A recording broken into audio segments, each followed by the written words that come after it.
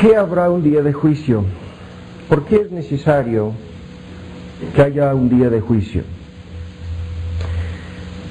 Ahora, hay que fijarse muy bien, vamos a dar la idea en una forma sintética aquí al principio, después vamos a ampliar un poco los argumentos. Pero, en primer lugar, hay que entender lo siguiente. Dios no necesita llevar a cabo un día de juicio para determinar quién será salvo y quién será perdido, ¿no? Hay que entender este punto en forma clara. El juicio final no será como un tipo de investigación para averiguar los hechos con la finalidad de determinar la salvación o la perdición de cada uno. El juicio final no tiene nada que ver con eso. Dios ya sabe o conoce, podríamos discutirlo desde diferentes puntos de vista, en su omnisciencia Dios sabe de antemano cuál será el destino final de cada quien. De hecho, el destino final, tanto de los creyentes como de los inconversos, fue algo predestinado desde antes de la fundación del mundo. Y los nombres que aparecen en forma tan misteriosa en el libro de vida del Cordero fueron escritos o apuntados en ese libro antes de la fundación del mundo. Entonces, luego vamos a comentar muy superficialmente la cuestión acerca de estos libros. Hay por lo menos 5 libros, por lo menos, cuando se refiere a que se van a abrir libros y van a hacer algo en relación con estos libros para juzgar a los hombres conforme a lo que está escrito ahí. Veremos esto. Si se me olvida, quiero que alguien me recuerde. No vamos a comentar por lo menos cuáles son estos 5 libros que serán usados en aquel día. Pero el Dios soberano del universo, en su omnisciencia, sabe perfectamente bien lo que va a suceder con cada persona en aquel día. Y por lo tanto, sigue vigente la pregunta de por qué entonces sirve el día de juicio. Si no se trata de realizar una investigación para determinar el destino final de los hombres, entonces ¿de qué se trata? Ahora fíjense bien. En términos generales, hay que entender bien el punto. Podemos afirmar lo siguiente: el día de juicio, el día del gran juicio, es en síntesis un día de manifestación, publicación, justificación, incluso vindicación. En este sentido, se trata con algo diferente, ¿no? El día de juicio servirá para cumplir toda una serie de propósitos para Dios, o sea, una serie de propósitos respecto a Dios, algunos propósitos obviamente respecto a Cristo y, sin lugar a dudas, varios propósitos respecto a los hombres. Pero el día del gran juicio, siendo un día de manifestación, de vindicación, de justificación, servirá para demostrar en forma pública ante toda la humanidad y ante todos los seres inteligentes que habitan el universo, fíjense bien, precisamente una serie de cosas, comenzando con una manifestación de la justicia y la santidad divinas. El día de juicio será un día en que todos los atributos de Dios serán manifestados o manifiestos en una forma extraordinaria, en una forma muy especial. Dios, como gobernador moral del universo, será glorificado en aquel día, manifestando la totalidad de sus atributos. De hecho, lo vamos a comentar más adelante. No podemos pensar ni siquiera de un solo atributo divino que no será manifestado en aquel día. No simplemente su justicia y su santidad, sino también su ira, de igual manera como su gracia, su amor y su misericordia, de igual manera como su sabiduría, su poder, su verdad, su fidelidad, una larga lista de atributos divinos que darán en una forma extraordinaria, ¿no?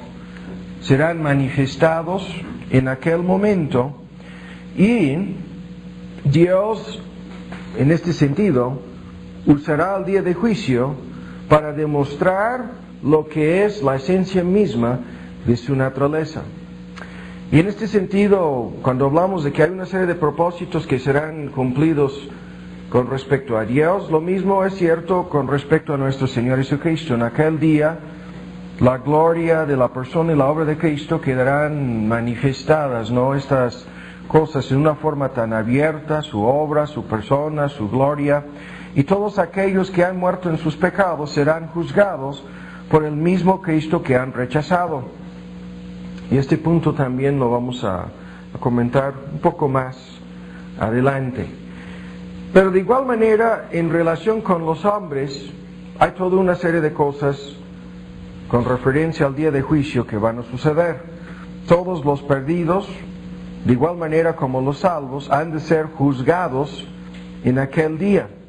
Pero lo vuelvo a repetir, este juicio no será llevado a cabo para determinar su destino eterno, ni siquiera para determinar las cosas que han hecho en la carne, ¿no? Se llevará a cabo tal juicio para manifestar ante los mismos que están siendo juzgados de igual manera como todos los demás, el por qué Dios ha actuado así. Todos los pecados de los inconversos serán manifestados y condenados, hablando de los inconversos, ¿no? Y todas las buenas obras de los creyentes serán recompensadas.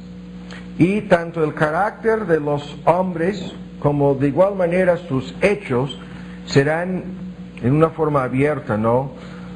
Su carácter y sus hechos serán manifestados o manifiestos ante los ojos de todo el universo, y esto servirá para determinar, en el caso de los inconversos, el grado del castigo que han de sufrir, y en el caso de los creyentes, el grado de la recompensa que recibirán en forma pública.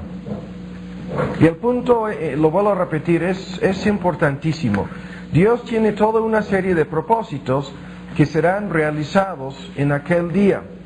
Y el texto que hemos leído al principio, que dice la fe es la sustancia, convicción o certidumbre, algunas versiones prefieren la idea seguridad, ¿sí? Nos da una certidumbre y una seguridad, una convicción respecto a las cosas que no se ven. Y el argumento aquí, a lo largo de este capítulo, abarca desde las cosas pasadas hasta las cosas futuras.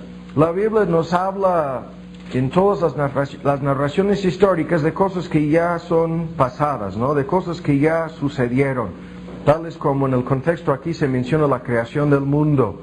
Se refiere también al diluvio, ¿no? Se refiere en muchos textos a la primera venida de Cristo, a su muerte, a su resurrección, a su obra salvadora, a muchas cosas que ya son pasadas.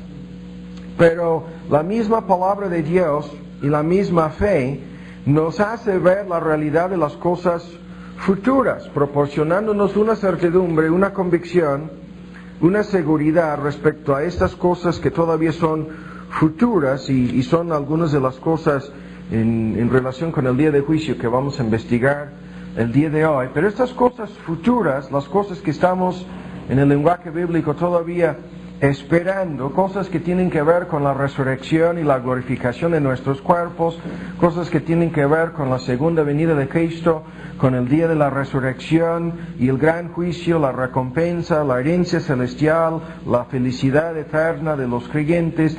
Estas cosas futuras, la palabra de Dios las pone frente a nuestros ojos como si fueran cosas presentes, como si fueran realidades en el presente. Y en este sentido, lo vamos a ver el día de hoy, nuestra gran responsabilidad es la de tomar muy en serio estas cosas, de creerlas, de ser conmovidas, afectadas por ellas, hasta el punto de actuar, hasta el punto de reaccionar ante su realidad. Los inconversos no pueden tomar en serio estas cosas. Cuando les hablamos del infierno, del juicio, del día de juicio, del castigo eterno, todas estas cosas no tienen realidad alguna, ¿no? Para los inconversos, son como, para la mayoría de los inconversos, como si fueran fantasías o fábulas, mitos. No tienen ninguna convicción ni certidumbre respecto a su realidad. Se engañan a sí mismos todos los inconversos pensando que a lo mejor, aun si estas cosas fueran a convertirse en realidades, podrían escapar a la última hora, ¿no? De ese juicio divino. La gran mayoría de los inconversos se burlan del día final, se burlan de la idea de un día de juicio, pero en contraste con ellos, no pierdan de vista Hebreos y vean en 2 de Pedro, vamos a dar una lectura aquí en donde hay un contraste entre estas dos posturas. Mientras que los inconversos se burlan de esta realidad, los creyentes lo toman muy en serio. 2 de Pedro en su capítulo 3, en el versículo 2, sabiendo primero esto, que en los postreros días vendrán burladores, andando según sus propias concupiscencias y diciendo, ¿dónde está la promesa de su advenimiento? La palabra griega aquí es parusía. Porque desde el día en que los padres durmieron, todas las cosas permanecen así como desde el principio de la creación. Y ciertamente ellos ignoran voluntariamente que los cielos que fueron en tiempo antiguo, estamos en 2 de Pedro 3:5, y la tierra que por agua y que en agua está asentada por la palabra de Dios, ignoran voluntariamente, ¿no?, que el mundo de aquel entonces, el versículo 6, pereció, anegado, ahogado, ¿no?, en agua. Mas los cielos que son ahora y la tierra que son ahora, ¿no?, son conservados por la misma palabra, guardados por el fuego en el día del juicio y el día de la perdición de los hombres impíos.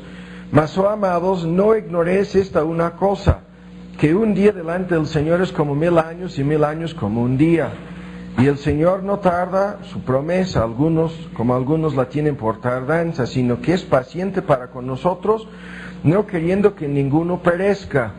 En el contexto aquí es ninguno de aquellos que son destinados para la salvación. Dios no es necio. En su omnisciencia Él sabe perfectamente bien quiénes serán salvos y quienes perdidos. Él no está esperando para que ocurran cosas que Él mismo no ha decretado. Es paciente hasta que la última persona destinada para vida eterna se convierta a Cristo, y entonces se acabará el mundo. No queriendo que ninguno perezca, no es un ojalá que fuera así, no es un deseo o un anhelo que jamás será cumplido. Es algo concreto que marcará el fin de la existencia de este mundo, queriendo que todos proceden al arrepentimiento, todos estos mismos, ¿no? Incluso esta epístola fue dirigida precisamente a los escogidos. Pero en el versículo 10, el día del Señor vendrá como ladrón en la noche, en el cual los cielos pasarán con gran destruyendo y los elementos ardiendo serán deshechos, la tierra y las obras que en ellas están serán quemadas. Pues que todas estas cosas han de ser deshechas, ¿qué tal les conviene que vosotros seáis, vean la descripción de cómo hemos de comportarnos, seáis sensatas y pías conversaciones o conducta o comportamiento, esperando y apresurándoos para la venida, en la misma palabra parusía, del día de Dios?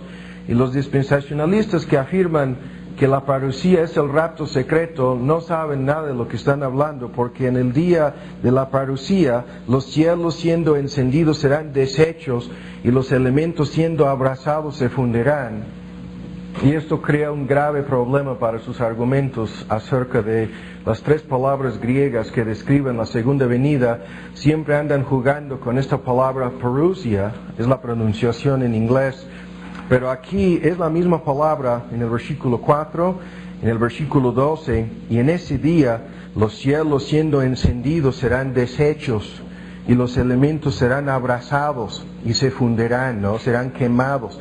Bien que esperamos cielos nuevos y tierra nueva, según sus promesas, en los cuales mora la justicia de Dios. Por lo cual, oh amados, estando con esperanza de estas cosas, y la esperanza aquí es la plena expectativa y firmeza, ¿no?, la firme convicción de que estas cosas van a suceder, procurad con diligencia que seáis hallados de Él sin mácula, sin reprensión y en paz. Y luego dice, tened por salvación la paciencia de nuestro Señor, como también nuestro amado hermano Pablo, según la sabiduría que le ha sido dada, os ha escrito también. Y esto es uno de los textos usados normalmente para afirmar que el apóstol Pablo es el autor del libro de los Hebreos, sin discutir los argumentos. Aquí el argumento, en el contexto de lo que hemos leído aquí, es muy sencillo. Solamente los creyentes creen en la realidad del día de juicio. Y solamente los creyentes viven a la luz de esta realidad. Y esto lo hacemos por medio de la fe. Esta fe que nos convence de las cosas futuras de tal modo que nos afectan, ¿no? Que nos conmuevan, que se conviertan en realidades para nosotros. Pero esta certidumbre no la tienen los inconversos, y la manera en que los inconversos reaccionan ante esta idea del fin demuestra no solamente su incredulidad, sino el hecho de que en realidad se burlan de Dios, como el texto lo menciona, hablando de estos como burladores, ¿no? Ahora, hay que fijarse bien en este argumento. La forma en que los inconversos reaccionan ante esta realidad es semejante a lo que vemos en relación con la realidad de la muerte. Todos los hombres saben que la muerte es una realidad. Saben que tarde o temprano todos los hombres van a morir, pero casi nunca piensan en forma seria en este hecho. Casi nunca toman en cuenta esta realidad. Y aun cuando se ven obligados a tomar en serio la realidad de la muerte, cuando se enfrentan con la muerte de algún ser querido, algún amigo, algún vecino, cuando se sienten forzados a reconocer el hecho de que la vida en este mundo es algo temporal, aún así no pueden pensar en la realidad de la muerte más que momentáneamente, más que por un breve lapso de tiempo. Consideran estas realidades como cosas que quisieran no entender. O sea, no consideran ni siquiera la realidad de su propia muerte como algo que merece su atención. Y el hecho de que reaccionen así, fíjense bien en este argumento, demuestra que no creen en nada de lo que vamos a ver el día de hoy sobre el juicio final. El hecho de que no quieran entender los argumentos que veremos en el transcurso de esta serie de estudios el día de hoy, el hecho de que no quieran ni siquiera escuchar de estas cosas, demuestra que no quieran aceptar esta realidad. Los inconversos menosprecian al Hijo de Dios, en un sentido, ¿no? Pisotean su sangre, hacen caso omiso de su obra salvadora, dicen en lo más profundo de su ser que Dios no me puede juzgar, ¿quién es Jehová para que yo oiga su voz? O sea, dicen en una forma directa por su falta de fe, por su falta de creencia en esta realidad del juicio venidero, dicen que no hay temor de Dios delante de sus ojos, resisten al Espíritu Santo de Dios, y en este sentido no toman en cuenta nada de lo que nosotros vamos a analizar y vamos a discutir en el transcurso de estos estudios. Pero vuelvo al punto crucial aquí: ¿por qué habrá un día de juicio? Y lo vuelvo a enfatizar ahora en una forma más amplia. Sabemos que habrá un día de juicio y sabremos que tal día es algo necesario, puesto que Dios lo ha revelado en su palabra, puesto que toda la información bíblica que tenemos aquí apunta hacia ese fin, puesto que esta es la plena revelación de Dios. Sabemos que tiene que suceder, pero lo vuelvo a repetir, no sucederá para determinar el destino eterno de nadie. Y yo entiendo que esto a algunas personas les cae de sorpresa, ¿no? Cuando afirmamos que el destino eterno de cada ser humano habrá sido determinado antes del día de juicio. Si lo analizamos desde la perspectiva de la muerte, el destino eterno de cada ser humano habrá sido determinado en la mismísima hora de su muerte. Los salvos van al cielo, los inconversos van al infierno. Esto sucede de inmediato, sin discutir lo que ya hemos visto en una sesión anterior sobre el estado intermedio. Van directamente al cielo o directamente al infierno, y desde esa perspectiva ya no sería necesario un día de juicio. O sea, ya no sería necesario porque ya fueron a su destino. Claro, falta la resurrección de sus cuerpos, faltan toda una serie de cosas, esto lo entiendo, pero desde la perspectiva de lo que será de estas personas, el asunto quedó ya desde el momento de su muerte, quedó resuelto, ¿no? Ya lo mencionamos, desde antes de la fundación del mundo, Dios había decretado, y no vamos a discutir el orden de sus decretos, ni ninguno de los puntos en relación con algunas controversias sobre el calvinismo. El punto aquí es simplemente, si Dios es omnisciente y sabe que tal o cual persona al entrar en este mundo vivirá y morirá perdida, ¿no?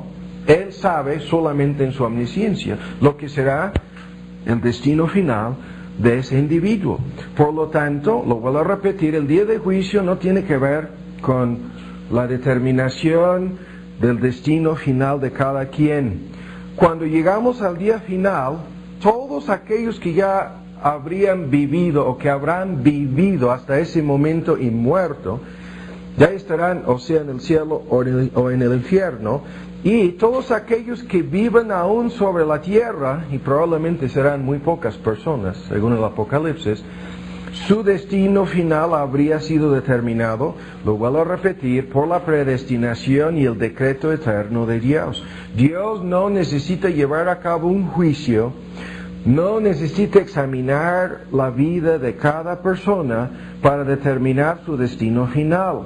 Su destino ya es conocido anticipadamente por Dios, habiendo sido predestinado así antes de la fundación del mundo, y por lo tanto, al usar la idea o la frase juicio final o día final, no debemos pensar en términos de un tipo de tribunal humano, porque al hablar de un juicio o un tribunal humano, de inmediato viene a nuestra mente la idea de un proceso de investigación para averiguar los hechos y juzgarlos. Pero el juicio final de Dios será llevado a cabo en conformidad con su omnisciencia. Y Dios no tiene que investigar, Dios no tiene necesidad alguna de buscar evidencias, Dios no tiene que convencerse a sí mismo, o sea, no tiene que ver qué es lo que sucedió, cómo fue aquel. No, Él sabe y Él actúa en conformidad con su conocimiento, y el juez del universo, fíjense bien en este punto, tiene un conocimiento perfecto del carácter, los hechos y la historia de cada persona. Ahora veamos en Romanos, en su capítulo 2. Cuando nos preguntamos entonces, ¿por qué habrá un día de juicio? ¿Para qué servirá ese día? Ya lo mencionamos en la introducción, pero lo estoy enfatizando nuevamente. Este hecho lo vamos a analizar terminando con esta introducción. Está basado en el hecho de que Dios desempeña el papel como gobernador moral del universo. Dios desempeña el papel del juez justo. Lo vuelvo a repetir. Dios es el gobernador o el juez justo del universo. La frase gobernador moral es una frase que usan los teólogos para hablar de varias cosas que vamos a ver más adelante. Y en el día de juicio, Dios, fíjense bien,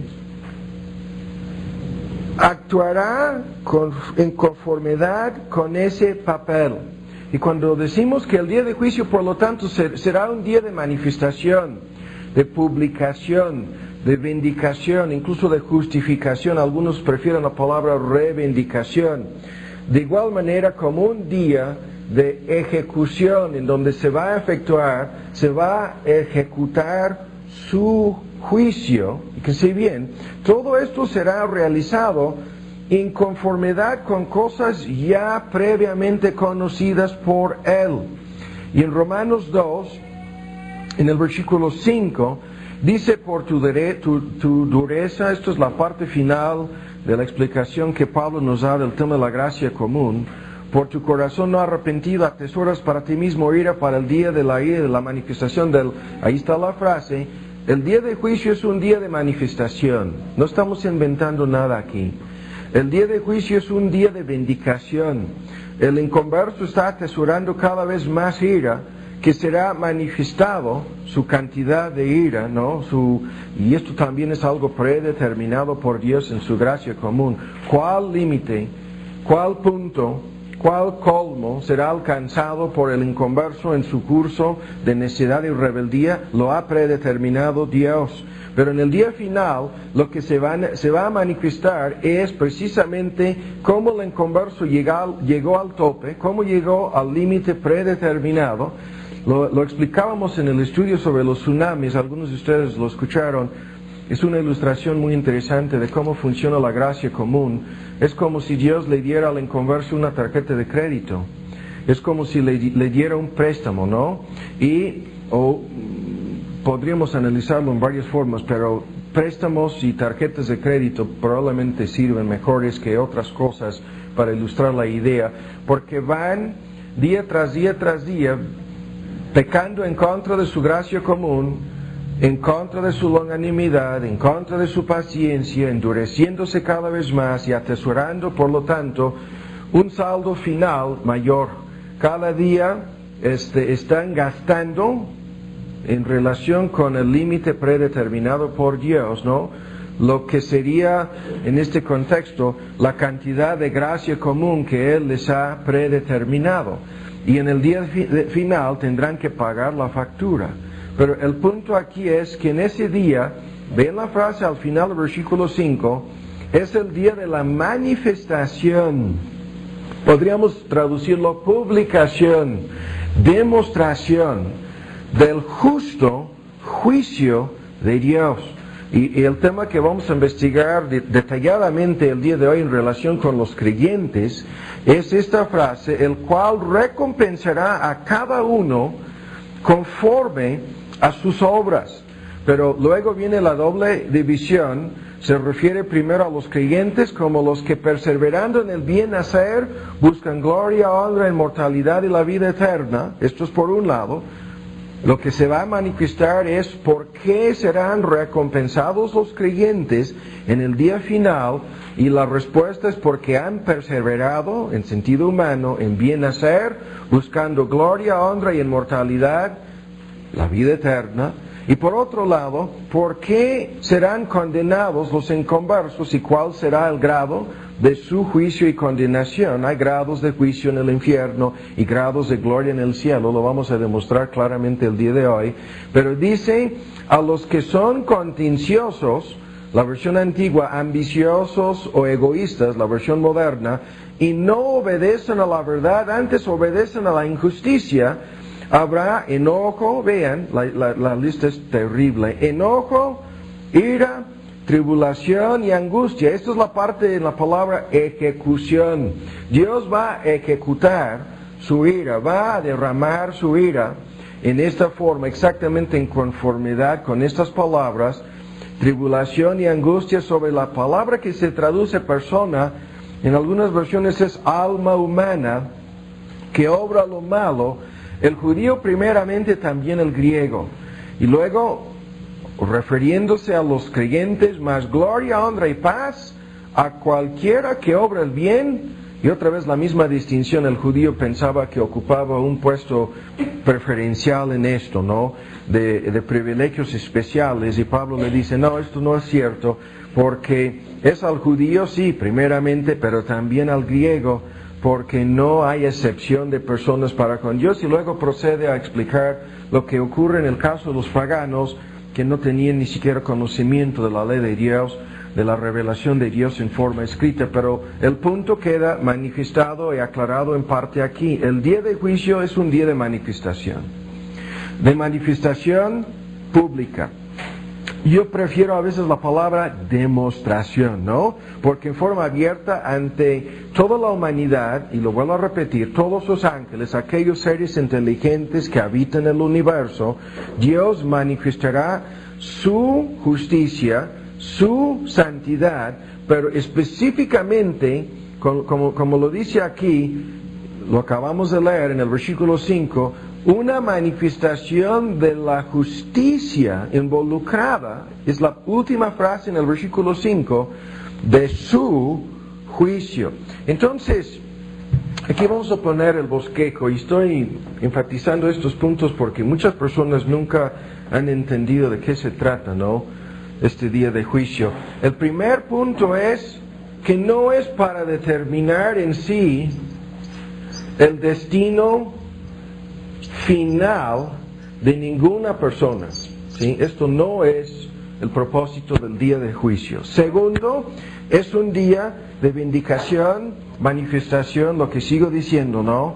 Una manifestación de la justicia de Dios en relación con todos los procedimientos que van a suceder en aquel día. Eso es el segundo punto. Y el tercer punto, más allá de una manifestación de justicia, es una manifestación, o será una manifestación de todos los atributos de Dios.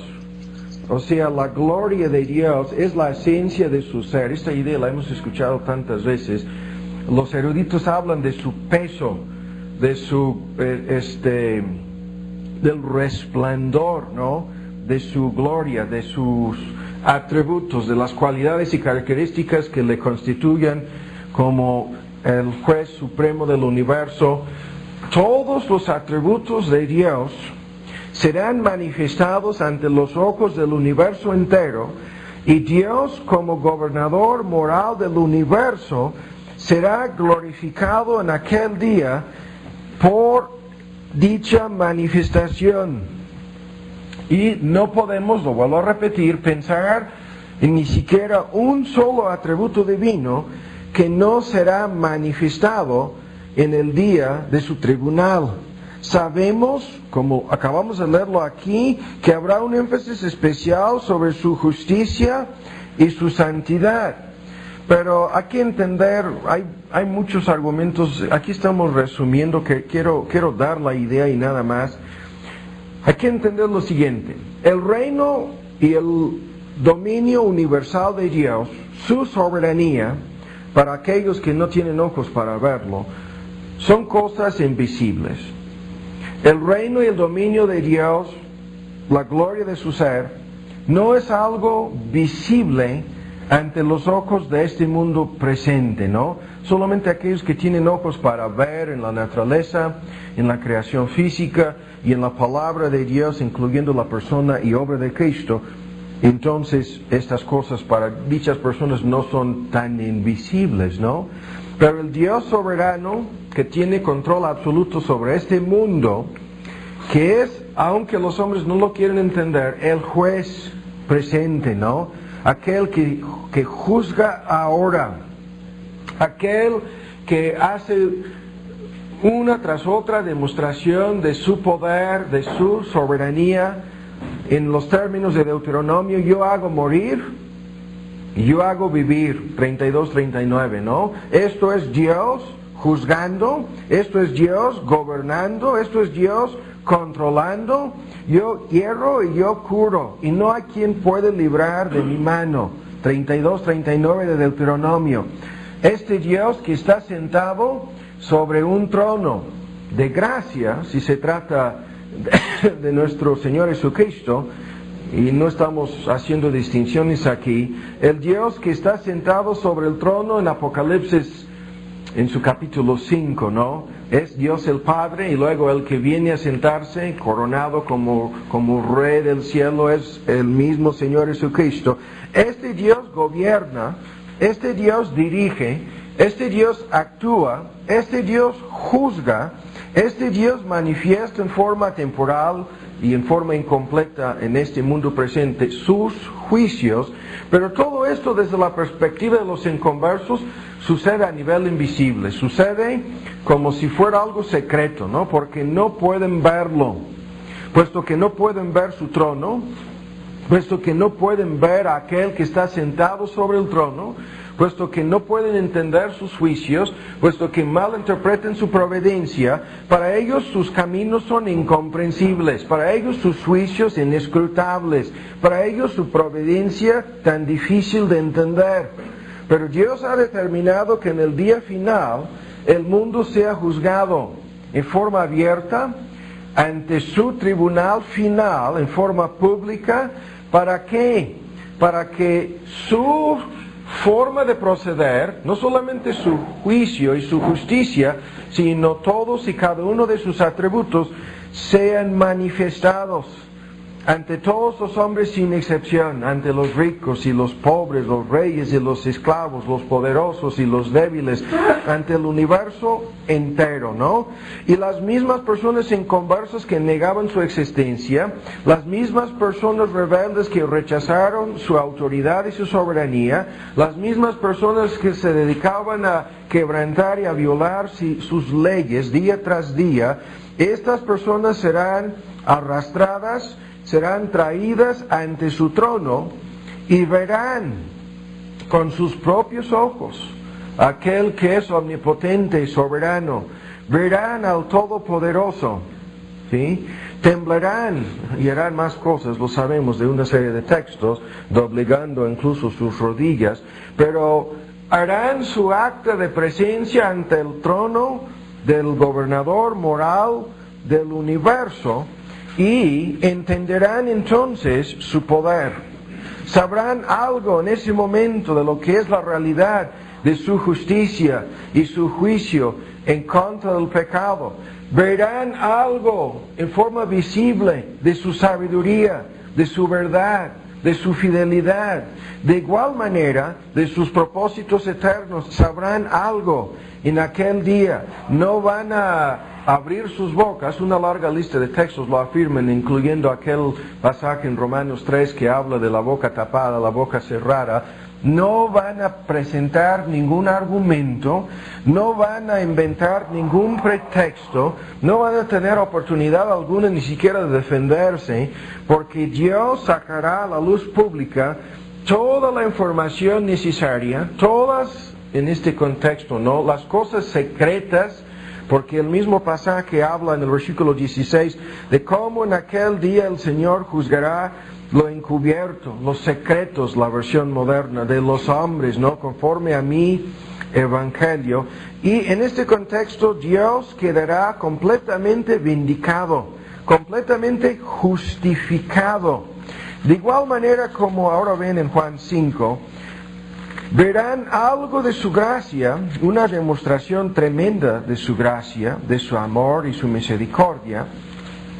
Estos atributos directamente relacionados con el Evangelio y la salvación, estamos buscando en Juan 5, serán alabados, ¿no? Serán magnificados, serán demostrados ante los ojos de los inconversos, esa gracia de la cual hicieron caso omiso, esa misericordia que nunca querían recibir, ¿sí? Todas estas cosas, de igual manera como, lo vuelvo a repetir, su ira y su justicia, todas estas cualidades y características de nuestro Dios serán demostradas en una forma tan clara, tan abierta. Podríamos decir que ese día será el día más importante, obviamente, en la historia humana. Juan 5, será un día siempre conmemorado. Las escenas quedarán grabadas en nuestras mentes, en nuestras conciencias, tanto en los creyentes como en los incrédulos, para siempre, para toda la eternidad. Será aquel día culminante. Lo vamos a ver en los futuros estudios sobre la escatología. Tenemos esta lista de textos, es una lista asombrosa de versículos que se refieren a aquel día usando simplemente la frase el día, ¿no? El día, aquel día. Y una larga lista de palabras que describen algo relacionado con su importancia. Estamos hablando aquí el día de hoy del día de justicia, del día de juicio, del día de la manifestación de su ira. Pero aquel día desempeña un papel crucial en una larga lista de textos en el Nuevo Testamento, en forma muy destacada. Repetidas veces se repite la fórmula, el día de la manifestación del justo juicio de Dios. Acabamos de leerlo en Romanos, pero además, vean, hay un papel importantísimo en relación con aquel día y la persona de Cristo. Aquí en Juan 5, podemos leerlo de una forma rápida, en los versículos 27 y 22, dice, estamos leyendo en Juan 5, que a Él le dio, estas son las palabras del mismo Cristo, poder de hacer juicio. Y en el versículo 22, porque el Padre a nadie juzga, mas todo el juicio dio al Hijo. Ahora, ¿qué es esto? ¿Qué quiere decir este texto? Quiere decir lo que ya sabemos, que el Padre le ha asignado a nuestro Señor Jesucristo el papel de juez, ¿sí? Que la segunda persona de la divinidad llevará a cabo ese juicio. Y en el día del gran juicio, al desempeñar el papel de juez, nuestro Señor Jesucristo será glorificado en una forma muy especial. El día de juicio manifestará la gloria de su persona, manifestará, fíjese bien, la gloria de su obra salvadora. Agradó al Señor, hablamos del Padre, juzgar a todos los hombres a través de su Hijo, aquel que participó de la naturaleza humana, aquel que se encarnó y vino a este mundo, habiendo asumido una naturaleza humana, no dejó de ser Dios, pero aquel que vino y vivió en este mundo en un cuerpo humano, y por fin, ¿no? Ya lo sabemos perfectamente, fue juzgado y crucificado en ese cuerpo humano. En el día final, todos los hombres verán a este mismo Jesús como un juez. En aquel día final, todos los hombres serán juzgados por aquel que es el Dios hombre. En aquel día final, verán al juez con sus propios ojos y escucharán de su propia boca, hablamos de la boca de Jesús, las palabras pronunciadas referentes a su condenación. En aquel día, aquel que fue rechazado y menospreciado por los hombres, maltratado y falsamente condenado, y por fin crucificado, el mismo Jesús será el juez y todos los hombres serán juzgados ante su tribunal. Entonces, todas las personas serán juzgadas por el mismo Cristo que habían rechazado, hablando de los inconversos. El mismo que les habló de la salvación, el mismo Cristo que les fue predicado a la mayoría en aquel día, el asunto será así. Aquel que es el único mediador entre Dios y los hombres será en el día final el juez que condenará a la mayor parte de nuestra raza. Este juez condenará a la mayoría de los hombres al infierno. Y en este sentido, aquel que vino sin atractivo, sin hermosura, aquel que no fue deseado, aquel que fue menospreciado y rechazado, será glorificado en una forma que no podemos describir. Será glorificado como el Dios hombre, como Dios encarnado, como el único Salvador. Y todos los problemas relacionados con la salvación, problemas que muchas personas jamás han podido entender, ¿no? La pregunta de cómo puede Dios permanecer justo y justificar a los impíos, ¿no? La pregunta de cómo Dios puede perdonar el pecado sin violar su propia ley. La pregunta de cómo un ser humano por naturaleza corrupto y depravado, contaminado en todas las partes de su ser, cómo puede ese ser humano ser perdonado, cambiado y al fin y al cabo restaurado, no simplemente a la condición original, sino santificado.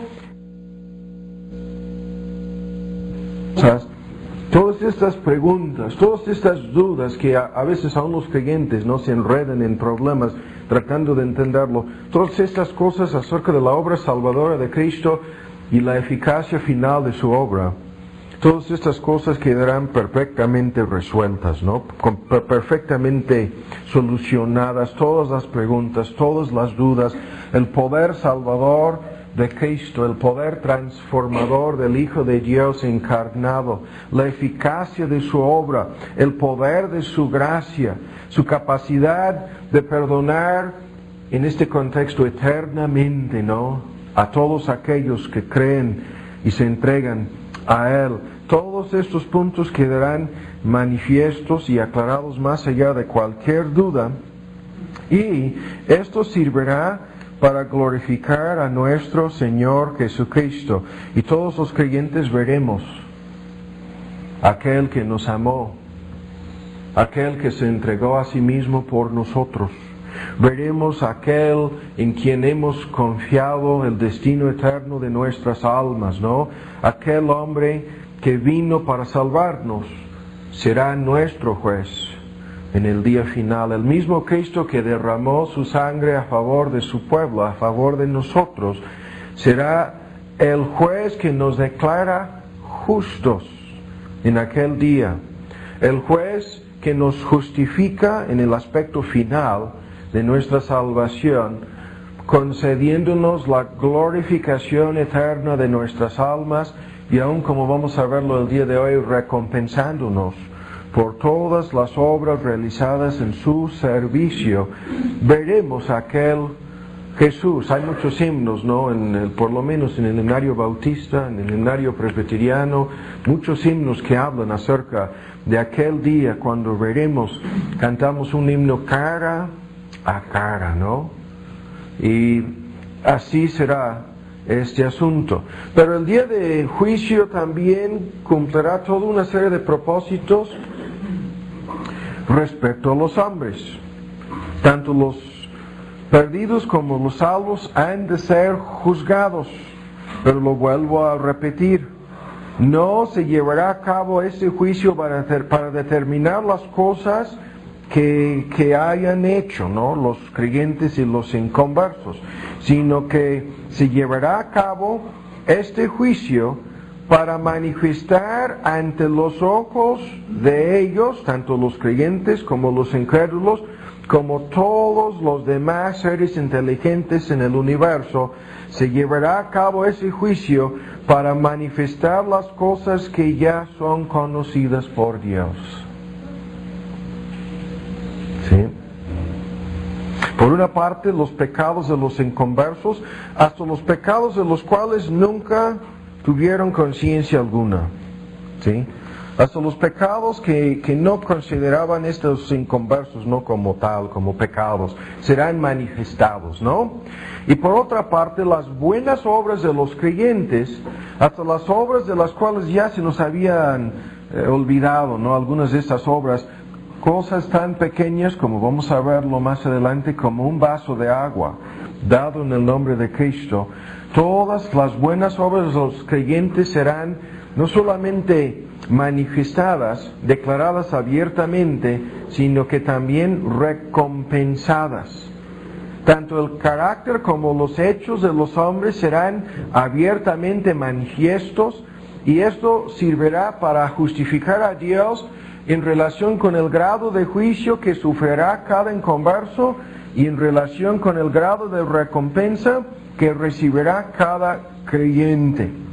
Y en este sentido el juicio será muy personal, muy individual. Cada creyente será juzgado en cuanto a sus obras, su servicio, y esto lo vamos a investigar. No tiene, muchas personas lo malinterpretan, no tiene nada que ver este juicio de sus obras, no tiene nada que ver, como vamos a aclararlo más adelante, en forma directa con su salvación, sino más bien con sus obras y su servicio. Pero el juicio también se efectuará en relación con cada pecado cometido por los inconversos, ¿no?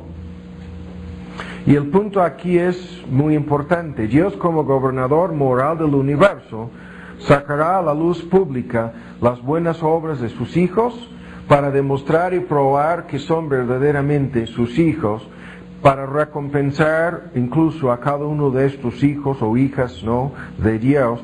Y en este sentido, Dios se justificará en relación con todo lo que Él hará en ese día, ¿sí?, tanto en la salvación como en la perdición de los seres humanos. Ahora rápidamente lo que vamos a hacer es ver una serie de textos. Vuelvan a leer en Romanos 2. Estos textos nos van a dar una base para todos los argumentos que faltan el día de hoy, y son muchos temas que vamos a investigar, incluyendo la parábola de los talentos en parte.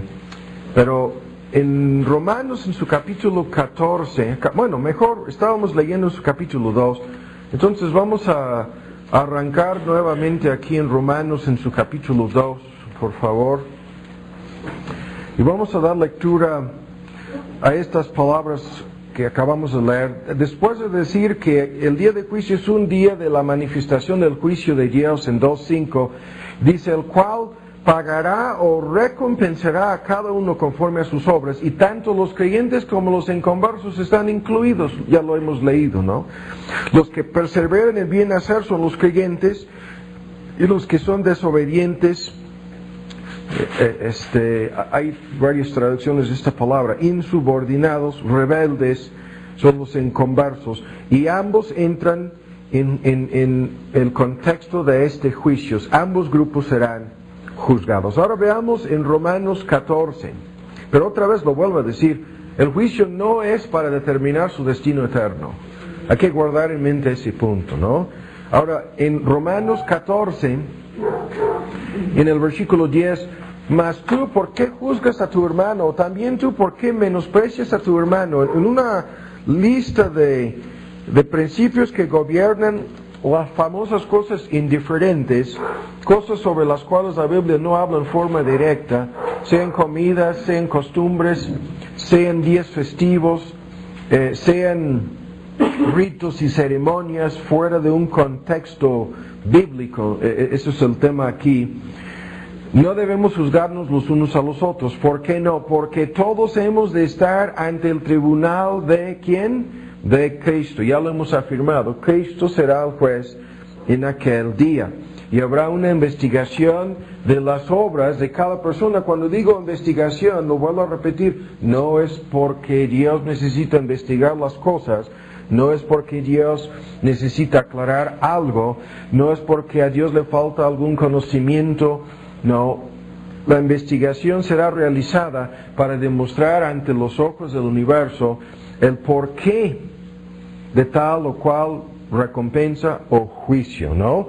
Pero cuando dice hemos de estar ante el tribunal de Cristo, se refiere en el contexto a creyentes, a los hermanos. Y luego en el versículo 11, como vivo yo, dice el Señor, a mí se doblará toda rodilla y toda lengua confesará a Dios. Este texto que se cita tanto en Filipenses como aquí mismo en Romanos en su capítulo 10, una cita del libro de Isaías, es importantísimo. Incluso esto es uno de los textos que en forma indirecta demuestra la divinidad de Cristo, porque en la cita en Isaías es Jehová el que habla, y la palabra griega es una palabra genérica para hablar de la divinidad. En el Nuevo Testamento se traduce Señor en el versículo 11, se aplica en este texto a Cristo. Es el tribunal de Cristo, no de Jehová, dando a entender que Cristo es Jehová.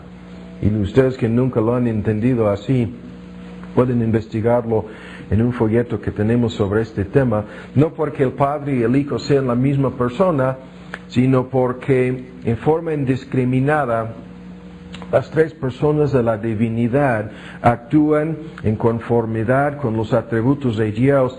El Padre ha encomendado al Hijo todo juicio, y el Señor ante quien se doblará toda rodilla.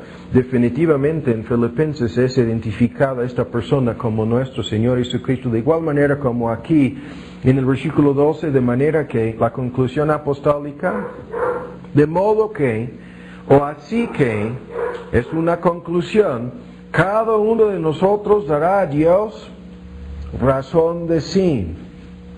Ahora Efesios 6. Y esto es la respuesta definitiva a la mentira del diablo en el jardín de Edén, cuando Satanás entró a decir a Adán y Eva que eran seres autónomos, independientes, y la autonomía, el mito de la autonomía que Satanás propagó en el jardín de Edén para engañar a Adán y Eva, consistía en parte de la idea, como seres autónomos, no tenemos que rendir cuentas a nadie.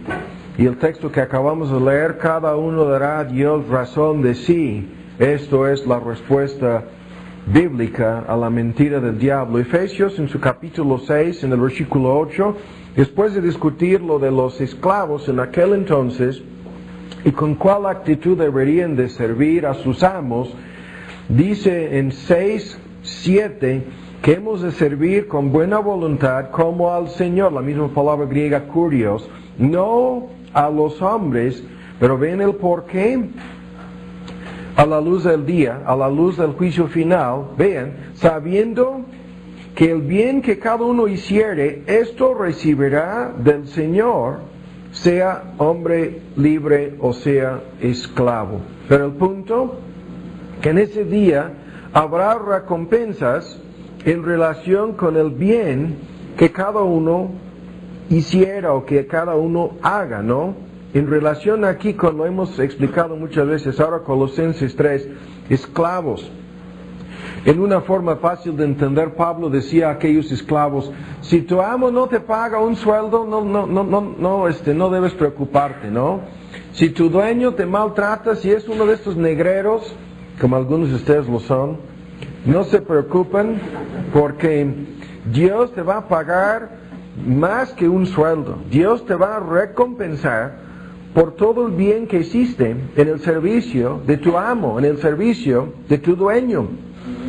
Y Dios te va a pagar con una recompensa, que como vamos a investigarlo más a fondo el día de hoy, eterna, que supera en todos sus sentidos, no solamente la falta de un sueldo, no solamente va a recompensar lo que no te pagaron, sino te va a pagar mucho más, porque en verdad somos todos esclavos, los creyentes, ¿no?, de Cristo, pero esclavos tratados en una forma tan extraordinaria que hemos de ser pagados y recompensados por el Rey en el día final. En Colosenses 3:22, siervos, obedeced en todo a vuestros amos carnales, no sirviendo al ojo como a los que agradan a los hombres, sino con sencillez de corazón, temiendo a Dios, y todo lo que hagáis, hacerlo de ánimo como al Señor y no a los hombres, sabiendo, ahora vean, se amplía el argumento, sabiendo que del Señor recibiréis la recompensa de la herencia, porque al Señor Cristo servís. Al Curios, al dueño soberano, Señor es la palabra, Cristo, servimos, ¿no? Recibiremos de Él una recompensa. La palabra aquí, recompensación de la herencia, esa es una idea muy discutida. Ahora, en 2 de Corintios 5, la idea aquí es muy amplia, porque la salvación en el Nuevo Testamento siempre es una herencia. Y hay una recompensa adicional a la herencia de la salvación. Se divide el asunto ahí en dos partes. Ahora 2 de Corintios 5:10. Después de decir que procuramos siempre, en 5:9 de 2 de Corintios, procuramos siempre, o sea, presentes o ausentes, y el argumento es que el creyente en el momento de morir se encuentra presente con el Señor. Esto es el argumento en el contexto, aquella casa famosa no hecha de manos, ¿no? Nuestra habitación celestial, otra tienda de campamento que no es el cuerpo glorificado y resucitado, es una referencia al estado intermedio en el contexto, pero o presentes o ausentes, procuramos serle agradables. Pero ven por qué procuramos serle agradables. Porque es necesario, es menester, las palabras son dirigidas a los creyentes, y esto es el punto que estamos enfatizando. Todos estos versículos hablan de este punto. Es menester que todos nosotros perezcamos ante el tribunal de Cristo. Cristo es el juez. Hay quienes piensan, ¿no?, que para los inconversos es Dios el Padre el que les va a juzgar, y para los creyentes es Cristo. Pero esta distinción no es bíblica. Acabamos de verlo, ¿no? Hemos discutido ya el punto. Todo juicio el Padre lo entregó a su Hijo. Pero hemos de hacer nuestra acta de presencia ante el tribunal de Cristo para que cada uno reciba. Ahora ven cómo se amplía el argumento a algo que vamos a tratar de explicar en parte el día de hoy. Para que cada uno reciba según lo que hubiera hecho por medio del cuerpo, en conformidad con las cosas hechas aquí en este mundo. En nuestra estancia en este mundo estamos en el cuerpo. Este es el tema, presentes o ausentes en relación con nuestro cuerpo en este mundo, o en la tierra o en el cielo. Una de dos cosas. Al morir partimos de este cuerpo y nos encontramos en la presencia del Señor. Instantáneamente ocurre ese cambio. Pero dice, o sea bueno o malo. Cosas, hay muchas personas, lo vamos a tratar de aclarar el día de hoy, que piensan que los creyentes no van a rendir cuentas por ningún pecado en el día final, en el día de juicio. Ahora vamos a preguntarnos, si esto fuera cierto, si esto fuera así, entonces ¿por qué habla de cosas buenas y malas? Eso es por un lado. Por otro lado, cambiando la idea, ¿cómo podemos aclarar y explicar la idea de salvación por gracia entonces? ¿Cómo? Si se trata de algo así. Porque aquí están obras. Las obras en el texto son las de los creyentes y son obras buenas o malas. ¿Sí? Y cuando yo lo he dicho a algunas personas, ¿no? Veremos en el día de juicio, lo vamos a dejar para el día de juicio, ¿no? O yo estoy perfectamente contento para que las cosas se aclaren en el día final. Una parte del por qué podemos hablar así es lo que acabamos de leer. Ahora en 1 Corintios 3:8. 1 Corintios, en su capítulo 3, en el versículo 8, los que plantan y los que riegan son una misma cosa, instrumentos, como herramientas, como campesinos, como palos, como es esa máquina para arar, ¿cómo se llama? Arado. Ese es el argumento. Hay un sermón famosísimo de Spurgeon sobre este texto que se llama God's Farm, para decirlo en términos coloquiales en inglés. La granja de Dios es el título del sermón. Y en el argumento nosotros somos los instrumentos usados para hacer todo lo que un campesino hace, incluyendo plantar, incluyendo regar. Pero, vean, aunque cada uno recibirá, aunque no somos más que instrumentos usados como campesinos para preparar y plantar la tierra, cada uno recibirá, que dice, es enfático, su recompensa 2 veces conforme a su labor. Ahí está otra vez la cuestión de las obras de los creyentes, y en el versículo 14 se plantea la idea de que algunos creyentes llegarán a ese día, van a descubrir que sus obras, por haber sido de mala calidad, vean, serán quemadas. La obra de alguno, en el versículo 14 mejor, si permaneciere la obra, bueno, el versículo 13, la obra de cada uno será manifestada porque ahí está el día de juicio, la declarará. Porque por el fuego será manifestada. Es un día de manifestación, es un día de vindicación, ya lo hemos dicho.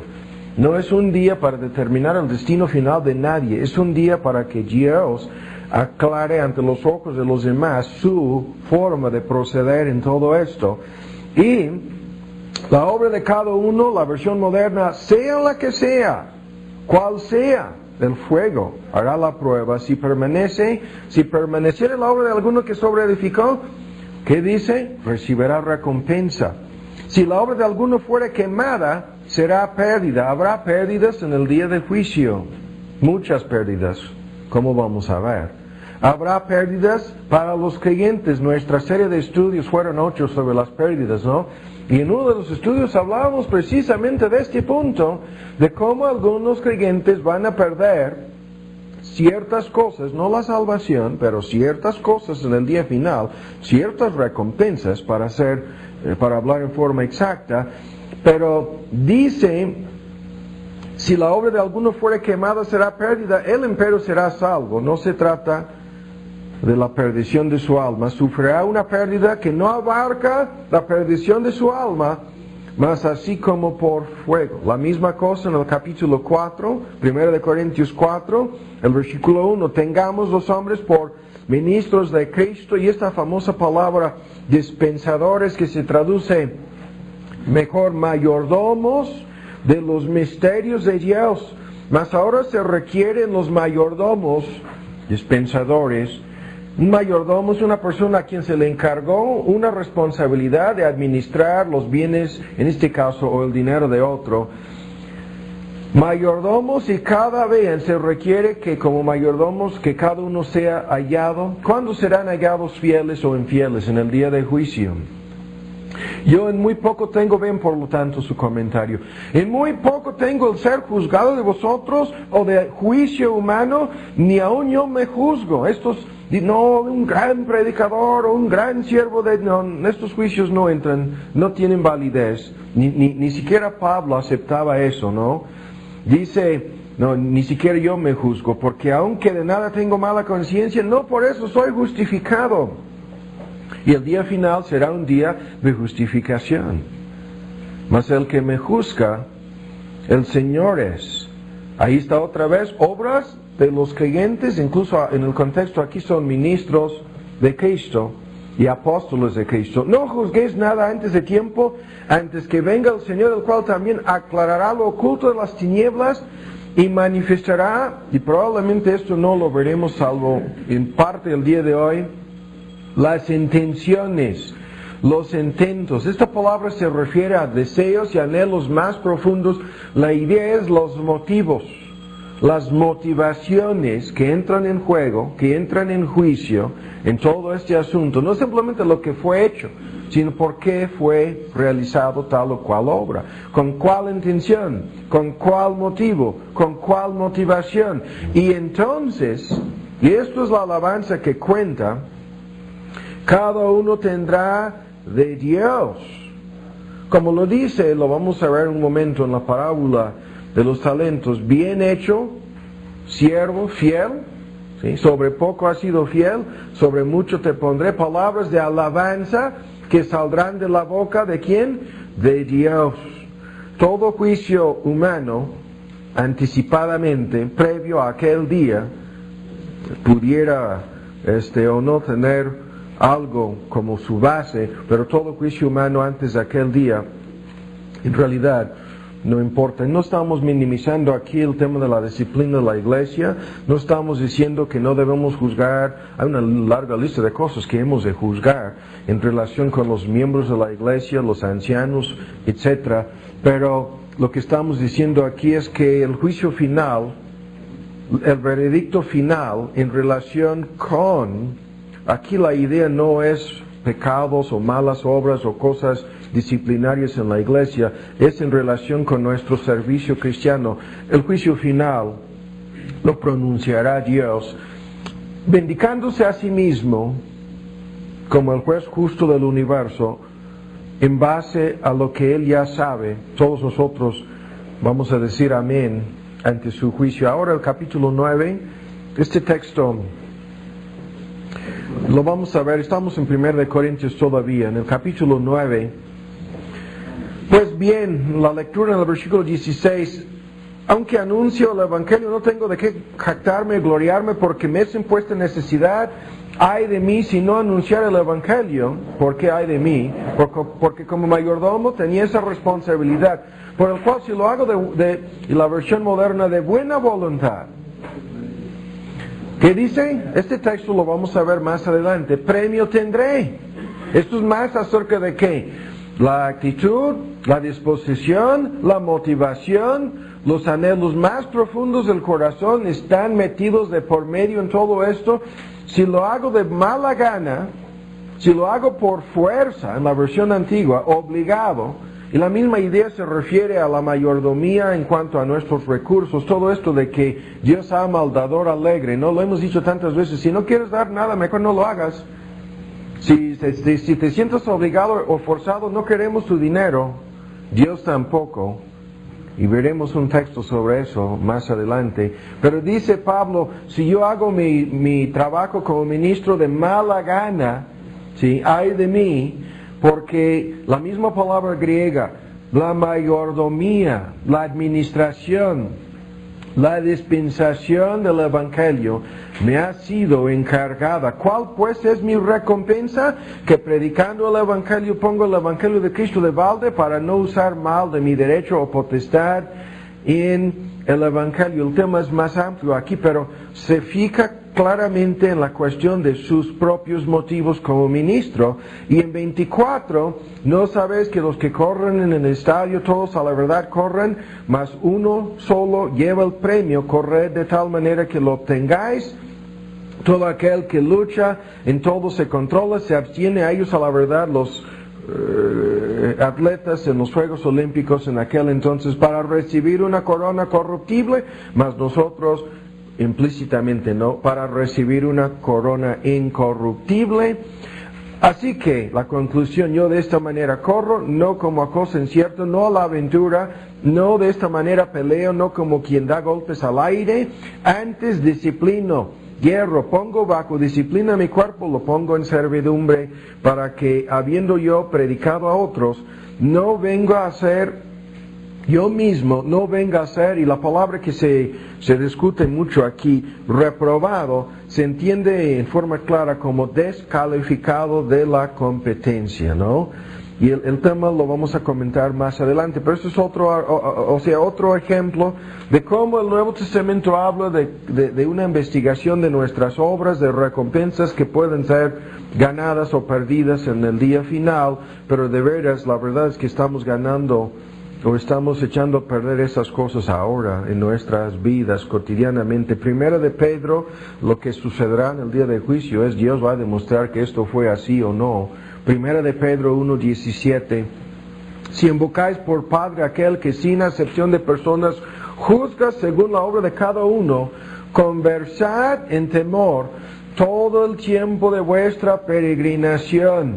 Y el argumento en un solo versículo, dirigiéndose a creyentes, Pedro lo dice, que Dios va a juzgar la obra de cada uno, sin acepción de personas o sin excepción, podemos decirlo así, y el punto sigue siendo lo mismo, que este juicio será efectuado en el caso de cada creyente, y es un motivo para tener cuidado en la vida cristiana. Ahora en Mateo, por favor, en el Evangelio según Mateo. Es una larga lista de textos. En Mateo, en su capítulo 6, en el Sermón del Monte, estamos simplemente repasando estos versículos, citándolos superficialmente, porque forman la base de este último punto, que es el punto que vamos a investigar detalladamente en parte el día de hoy. En Mateo, en su capítulo 6, en el versículo 19, no os hagáis tesoros en la tierra, y el contraste es entre la idea en el versículo 20 de hacer tesoros en el cielo. Sin discutirlo más, lo vamos a ver más adelante en otro contexto. Esto es una referencia a lo que estamos haciendo a lo largo de nuestras vidas, a través de nuestras obras, y en el capítulo 10 ahora, del mismo Evangelio según Mateo, o estamos haciendo tesoros aquí en la tierra o en el cielo, uno de dos. Ahora en 10:41, el que recibe profeta en el nombre de profeta, este texto lo vamos a ver más adelante también, recibirá, ¿qué dice? Recompensa de profeta. Y se refiere más a otras cosas, y ese es el famoso texto del versículo 42, en donde se menciona un solo vaso de agua, ¿no? Ahora en Mateo 16, esta misma enseñanza está en los 4 evangelios, 16, 27. El Hijo del Hombre vendrá en la gloria de su Padre con sus ángeles, y entonces pagará a cada uno conforme a sus obras, tanto a creyentes como a incrédulos. Pagará a cada uno conforme a sus obras, ¿sí? Y muchas iglesias, porque piensan que estas afirmaciones niegan la gracia de Dios o la justificación por la fe o la salvación por gracia, hacen caso omiso de estos textos, o como algunos dispensacionalistas nos quieren decir que se refieren a los judíos en la gran tribulación, que serán salvos por sus obras. Una persona tiene que perder el uso completo de su razón para creer algo así. Mateo en su capítulo 9, en el versículo 41, cualquiera que os diere un vaso de agua en mi nombre, porque sois de Cristo, es cierto, os digo, estamos ahora en Marcos 9, que no perderá su recompensa. La misma idea, una recompensa. Ahora en Lucas 6, se nos está acabando el tiempo aquí. Lucas 6, Rápidamente vamos a apurarnos. En su capítulo 6 de Lucas, en el versículo 35, amad pues a vuestros enemigos, haced bien, prestad no esperando de ello nada, y será vuestro galardón grande, una recompensa grande, sin discutir lo demás, porque actuamos tal como Dios actúa en su gracia común. Ahora en Mateo 25, esto es una parte de lo que vamos a investigar. Vamos a volver a Mateo, a su Evangelio, a su capítulo 25, en el versículo 31. Mateo 25, cuando viene el hombre, el Hijo del Hombre en la gloria, en su gloria, es una parte del propósito del día de juicio para glorificar abiertamente a Cristo, con sus santos ángeles se sentará sobre el trono de su gloria. Ya será no simplemente como Hebreos lo pinta, un trono de gracia ahora, sino el trono de su gloria. Serán reunidas delante de él todas las gentes, los apartará los unos de los otros, como aparta el pastor las ovejas de los cabritos, pondrá las ovejas a su derecha, los cabritos a la izquierda. Entonces el rey dirá a los que estarán a su derecha: venid benditos de mi Padre, heredad el reino preparado para vosotros desde la fundación del mundo. Ya lo hemos dicho, esto fue previamente conocido, decretado y predestinado por Dios, la salvación de estos desde antes de la fundación del mundo. Pero ven lo que se agrega tan misteriosamente: porque tuve hambre y me diste de comer, tuve sed y me diste de beber, fui huésped y me recogiste, desnudo me cubriste, enfermo y me visitaste. Hermano, estos presos que nos mandan, no veo a Alan, no sé si llegó, que nos mandan estos cuadros acerca de, este es el texto: estuve en la cárcel, no me visitaste. Estos son creyentes encarcelados en tiempo de persecución. No es cualquier preso encarcelado por algún crimen, ¿no? Y no quiero que me envíen a mí esos cuadros poniendo: estuve en la cárcel, no me visitaste. En el contexto, esto es motivo de condenación. ¿Sí? Por favor, que no me envíen esos cuadros, porque les puedo escribir así un discurso teológico sobre su mala interpretación del versículo y su aplicación errónea, ¿no? A mí y a otros, ustedes saben, ¿no? Hay personas que han hecho eso, no nada en contra de los presos, pero lo mal interpretan. Porque si fuera así el asunto como lo manejan, estaríamos condenados, ¿no? No, estos son creyentes encarcelados en el contexto. Y después dice: los justos, vean, le responderán diciendo: Señor, ¿cuándo te vimos hambriento o te sustentamos, o sedientos y te dimos de beber? Y ¿cuándo te vimos huésped? Y el argumento en cuanto a que lo hicimos a uno de los más pequeñitos, en el versículo 40, de mis hermanos. Todo el contexto es de sufrimiento, de necesidades, incluso de encarcelamiento. Pero en relación con ¿qué? Creyentes perseguidos, sin discutirlo. Esto no es difícil de demostrar. El mismo tema está ampliamente tratado en Hebreos, ¿no?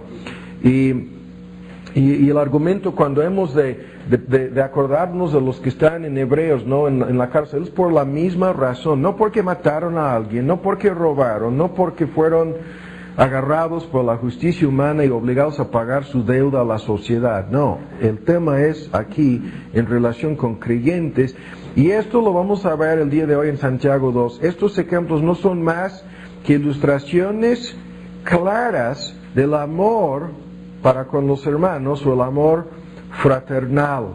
Y luego dice a los inconversos en el versículo 42, a los que van: apartaos de mí, malditos, al fuego eterno preparado para el diablo, que no hicieron ninguna de estas cosas. Tuve hambre, no me diste comer, tuve sed, no me diste de beber, fui huésped, no me recogiste, 43, desnudo, no me cubriste, así, ¿no? Y cuando le hacen la pregunta, les da la misma respuesta: como ustedes maltrataron a los creyentes. En el contexto se trata de creyentes y nada más, en ambos casos, no me lo hicieron a mí. Y ahora por último, Apocalipsis 20. Esto es la forma, ¿no? En una de las reglas de interpretación que vimos hace mucho tiempo en la hermenéutica, una de las reglas de interpretación bíblica es simplemente la de recopilar o juntar todos los textos que hablan de un tema para ver en su contexto si no están diciendo exactamente lo mismo. Una de las reglas de interpretación bíblica es que las cosas importantes la Biblia nos las enseña una y otra vez en diferentes contextos, dando a veces diferentes ejemplos de la misma verdad, de la misma enseñanza. Apocalipsis 20 en el versículo 12: los grandes, los muertos, no pequeños, estaban delante de Dios, grandes y pequeños, los libros abiertos, y otro libro, libros plural, fueron abiertos, y otro libro que fue abierto, el cual es la de la vida, y fueron juzgados los muertos de las cosas que estaban escritos en los libros. ¿Y qué dice? Según sus obras. Por lo menos 5 libros, ¿no? Para que no se me olvide la idea rápidamente. Hay el libro de vida del Cordero, en donde están escritos todos los nombres de los escogidos de Dios, porque el versículo al final lo dice, ¿no? Que en el versículo 15, el que no fue hallado escrito en el libro de vida, y esto es el libro de vida del Cordero, fue lanzado en el lago de fuego. Esto es uno de los libros. El libro de los vivientes, al cual se refiere el Salmo 69, que no es más que el registro, como en el registro civil. Los judíos escribían los nombres de los vivientes y los borraban en la hora de su muerte. De ese libro pueden ser borrados nombres. Del libro de vida del Cordero, en donde están los nombres de los escogidos de Dios, no puede borrarse ningún nombre. Son 2 libros distintos. Esto es fácil de demostrar. Hay una serie de textos en el Antiguo Testamento, en el mismo Apocalipsis, que hacen esa distinción. El libro de obras de los inconversos, ese es otro libro. Las obras de los inconversos, están sus malas obras, todos sus pecados. No hay ni siquiera una sola buena obra en ese libro. Son todas sus obras pecaminosas. Sin discutirlo, no hay quien haga lo bueno, no hay, 7 veces lo dice Romanos 3, sus motivos, aún en las mejores obras que pudieran hacer, son relativamente buenas, no son aceptables a Dios, son obras malas, ¿no?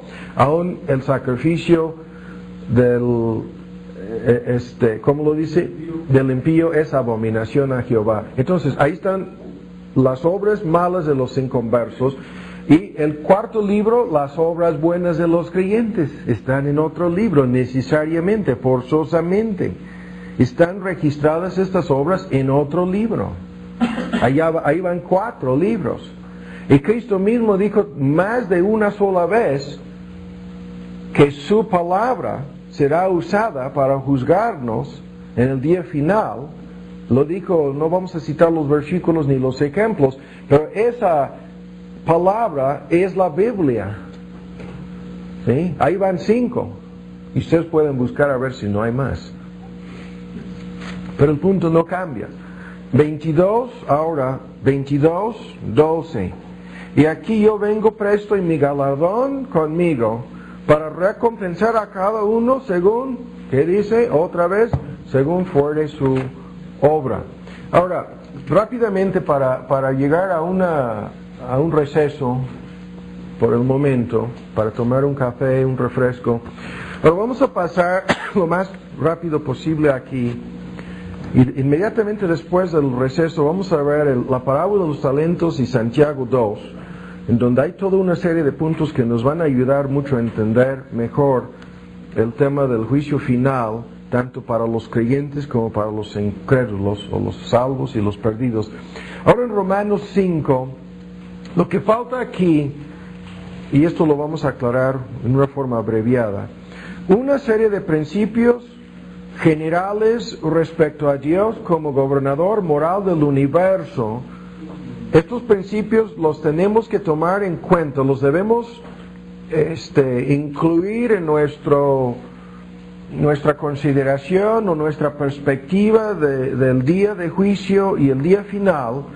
Y lo vuelvo a decir, ya hemos dicho, no será efectuado para determinar el destino final de nadie, será un día de vindicación y justificación principalmente para Dios, un día en que todos y cada uno de sus atributos serán destacados, manifestados y glorificados en forma especial, el día cuando Cristo se va a sentar, lo acabamos de leer, sobre el trono de su gracia, aunque ya en el Apocalipsis 5 subió al trono del universo y ha estado sentado sobre ese trono desde aquel momento, ¿no? Va a sentarse sobre el trono de su gloria o glorificación abierta ante los ojos de los hombres. Y el punto número 5, un día en donde las obras, incluso las intenciones y deseos del corazón de cada persona serán abiertamente estas cosas manifiestas. Y esto es uno de los puntos. Tenemos, algunos de ustedes se acuerdan, la serie de estudios sobre la hipocresía, una serie de estudios horribles, ¿no? En donde analizamos cada pasaje en el Nuevo Testamento que hace referencia de la enseñanza de Cristo al tema de la hipocresía. Y Cristo les advirtió en uno de los textos más conocidos acerca de cómo no hay nada oculto que no ha de ser manifestado. No hay nada secreto que no ha de ser revelado. ¿Se acuerdan ustedes del argumento? Y en el argumento de aplicación en el texto dice Cristo, por lo tanto es absurdo actuar en forma hipócrita. Es absurdo ocultar ciertas cosas o actuar con doblado o doble ánimo. Es absurdo ponernos la máscara de un hipócrita, porque esto solamente servirá para mayor condenación en el día final, porque el argumento es lo mismo, es igual, todo será revelado, todo será manifestado. Ahora en Romanos 5, el primer punto aquí sobre Dios como gobernador moral del universo es lo siguiente: la gracia de Dios y su soberanía siempre actúan en forma justa. Lo vuelvo a repetir. La gracia de Dios y la soberanía de Dios en la salvación de los hombres, de igual manera como en la condenación de los inconversos, hablando de su justicia, todos los atributos de Dios, pero aquí estamos enfocando su gracia y su soberanía, actúan en conformidad con la justicia. 5:21 de Romanos. La gracia reina, el tema a partir de la mitad de este capítulo 5 es el reino de la gracia, en contraste con el capítulo 6 y el reino y el dominio del pecado, la personificación de pecado y de gracia, como si fueran reyes omnipotentes que dominan y se enseñorean de los hombres. La gracia reina, vean, al final del versículo 21, por la justicia, a través de la justicia. La gracia de Dios no echa a un lado la justicia, no pasa por alto la justicia. Los creyentes son perdonados porque la justicia de Dios fue cumplida, quedó satisfecha, quedó en este sentido completamente efectuada dicha justicia en relación con los pecados de los creyentes por la muerte de Cristo. Y lo que el pecado o los pecados de los creyentes merecen, esa deuda ha sido pagada por la sangre de Cristo.